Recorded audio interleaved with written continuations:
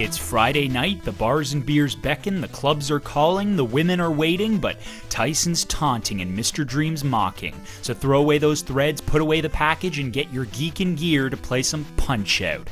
Oh, God, it's like being hit in the mouth with nostalgia. Just the title alone is awesome. Look at that, not one but 2 exclamation points. No joke, that's the official typeset. Like Bonanza Brothers and many others, the game was adapted to the Nintendo Entertainment System after making it big as an arcade title. Released in 1987 as Mike Tyson's Punch-Out and featuring the ferocious fighter as your final foe, at least in the original, the player was tasked with battling boxer after boxer as Little Mac, a lightweight with a lethal left. A handful of circuits consisted of a good handful of fighters, many of them stock, extravagant, and hilarious, but challenging too. Well, for the most part. If you're looking for a plot, there was none to be had here, unless you count the Rocky-style cutscenes of Mac running with his trainer. Faithful to the awesome arcade action of the original, Punch-Out was simply about the gameplay. Timing was everything. Little Mac could deal out the basics, hooks, jabs, uppercuts, but you could also block weaker attacks as well as dodge the more powerful swings. If you managed to counter an opponent's imminent strike indicated by some sort of wind-up, you'd gain a star to be used toward a monster of a mash, which would consequently take out a quarter of your enemy's life bar. Land enough attacks and you'd punch out your adversary, giving them a good taste of the canvas. And then who else but Mario claims a cameo appearance as the referee counting to 10. Rarely would you be able to get the KO the first time, but victory could also be achieved through technical knockout as well as by decision after 3 rounds. Make no mistake, despite fantastic controls, Punch-Out was no picnic. If the game had one drawback, it was the trial and error nature of the gameplay. Many of your enemies were ruthlessly quick and demanded close observation to learn their strategies. Yes, Glass Joe just constantly took it in the ass, but aside from your opening bout, the opposition would use a variety of moves in a variety of rhythms, landing haymakers, quick jabs, and sometimes they would even cheat. Like, what is this? Come on, ref, he's a magician!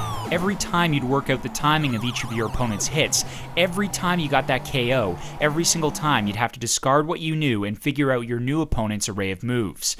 Little Mac could lose a few matches before the bell rang game over, but if you got to the game's final boss, good luck. Now, confusion often stems from the fact that there are 2 different versions of Punch-Out, the first release in '87 and the other in 1990. The former features the likeness of Mike Tyson, and the latter another stock behemoth that would give Ivan Drago a run for his money. The reason behind the multiple publications comes down to licensing rights, but maybe it was for the best considering Tyson's later situation. Needless to say, Nintendo would hardly have been in the position to endorse convicted felons to little kids. It doesn't matter anyway, because whoever you're duking it out with, good lord, if you were looking for mercy, you came to the wrong game.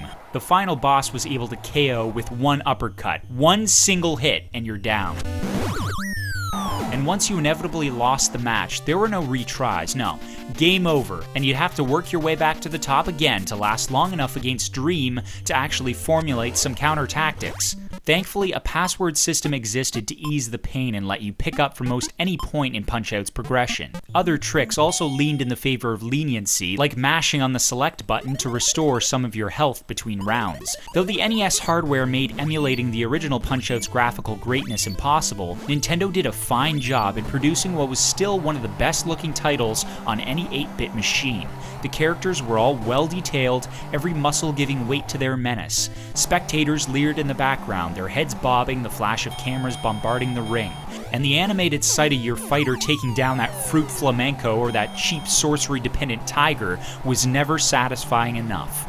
It's been 25 years, and Punch-Out is still as fun as it ever was. Great games simply don't age. Above all else, the sharp graphics, the challenging simple gameplay, the comic attitude, Nintendo's classic is just that because of its tight controls. Dodging, jabbing, countering, haymaking the heck out of your haughty rival, it's all responsive and rewarding. Short and sweet, it's a title that you can always revisit, even on that Friday night when your town is begging to be painted red. Grab your gloves, time your parry, and keep up the jab. This one is an eternal hit.